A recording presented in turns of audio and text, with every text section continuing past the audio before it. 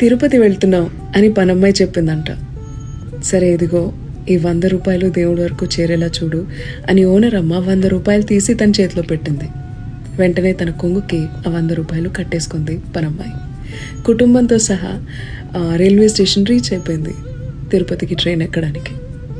Railway స్టేషన్లో ఒక ముసీలావిడ అడుక్కుంటోంది.